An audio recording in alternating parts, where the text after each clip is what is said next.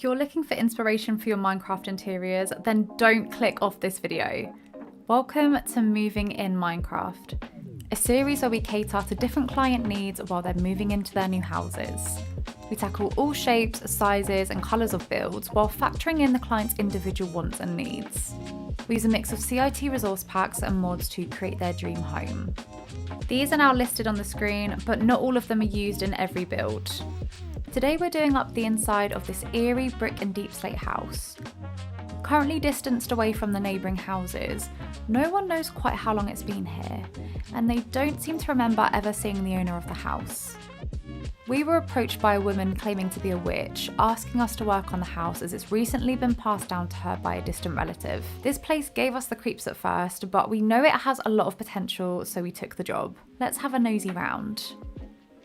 The downstairs of this house is very open plan, with a door leading out to a small patio space outside.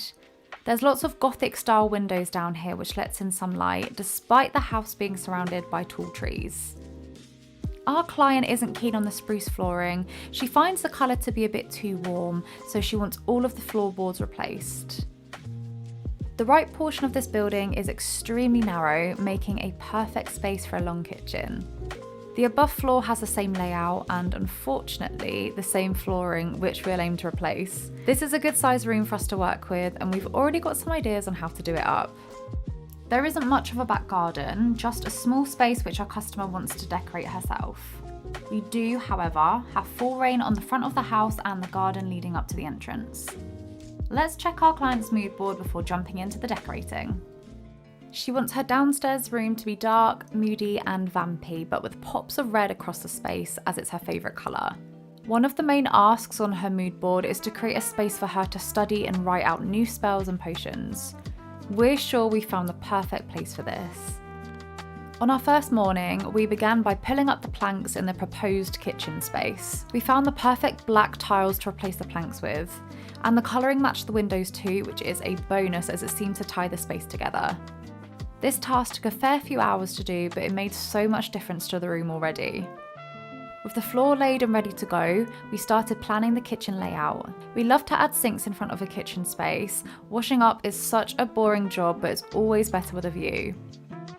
We opted for dark wood planks as our kitchen counters, and as requested, we added this beautiful red oven from Maeflowers, shortly followed by a matching fridge to add in those red colours that our customer loves.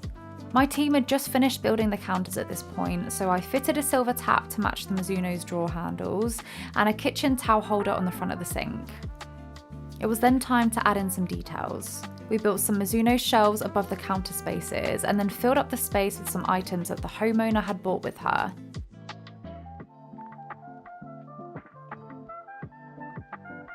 We picked some poppies from the garden to bring in another burst of red amongst the darker colours in the room. I built up this little space by the sink as a place where she could grind down ingredients for her potions. We still had some unused space by the fridge, so decided to add her cauldron there. I found some books and empty bottles in one of her moving boxes, so used those to decorate that small area.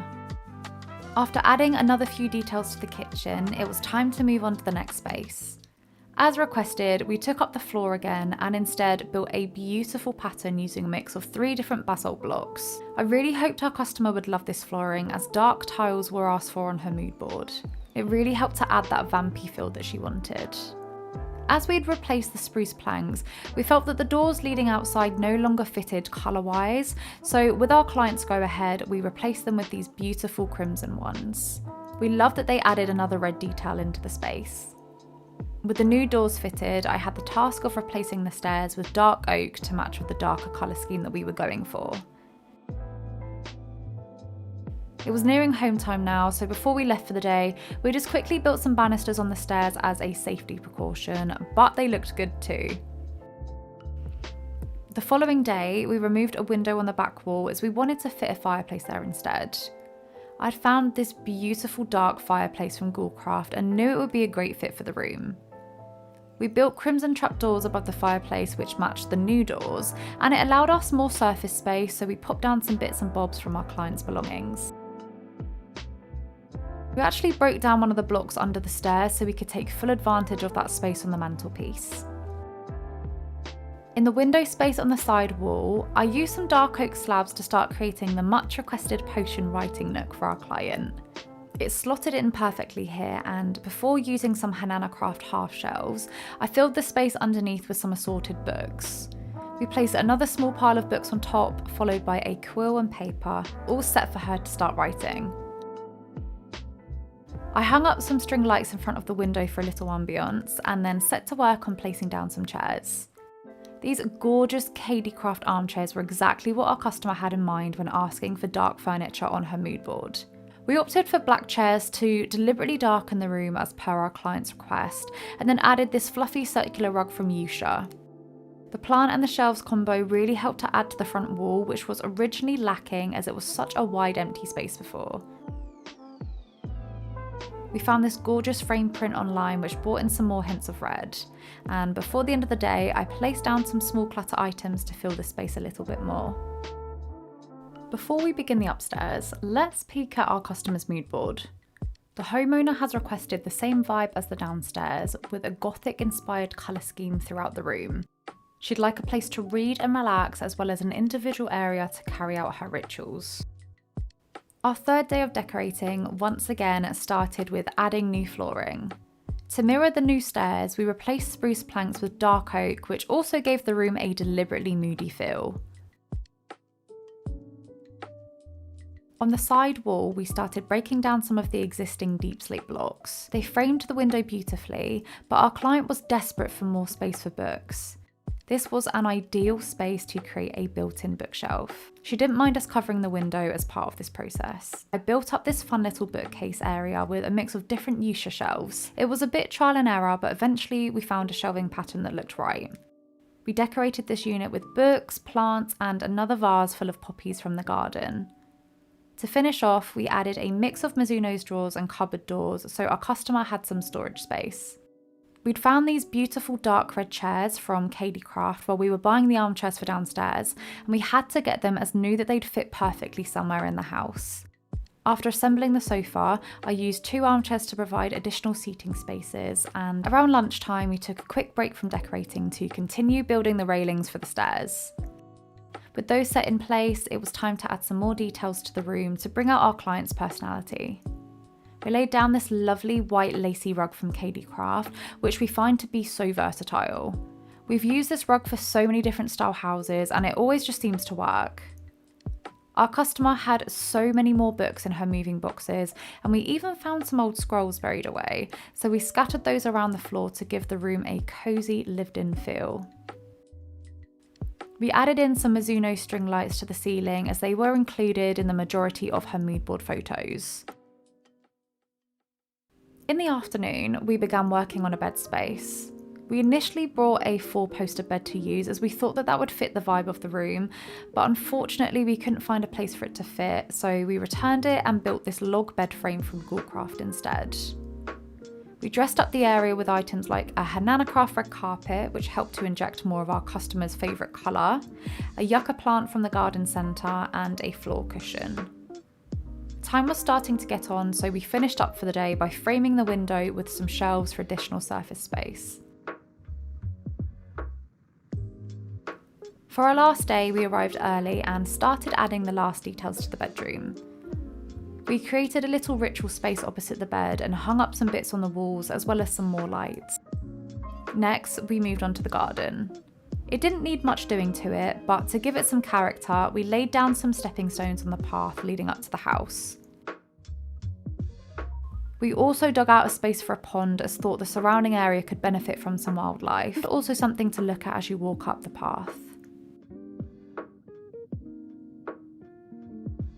Once happy that the shape of the pond looked natural, my team filled it up and added some pond plants, while I went around the house and upgraded the shutters to these beautiful red Ghoulcraft ones to match the new doors. We headed home shortly after. Our house is finished, so let's see what we've done. Once an abandoned, creepy looking house, we've injected some colour and a slightly more welcoming feel to the exterior. We've not tampered much with the landscape, but have added small details like stones on the path and a pretty pond to catch your attention as you enter the property. The back patio has been done up by our customer, and she's created a little seating area where she can indulge in some late night reading.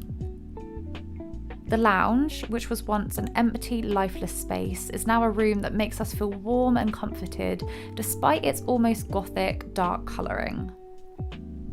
The crackling of the fire creates the perfect ambience for our customer while she studies her spellbooks. There's not a boring wall in sight in this house, and all of the wall decor has been carefully selected to suit our client's taste. The kitchen is a great example that you can take a long, narrow room and turn it into something spectacular. Dark flooring and counters contrast perfectly with the red appliances, and the white from the rug really helps to balance the colours in the room. We've included plenty of surface space for our client to gather and prepare her potion ingredients, ready to pop in the cauldron at the other end of the room. The upstairs before was just one big space and nothing special to look at, but a custom-built bookshelf is now the focus of the room, complemented by this cosy seating area. By dotting around some of our customers' old knickknacks, wall art and reading material, we've given this room a cluttered yet cosy feel.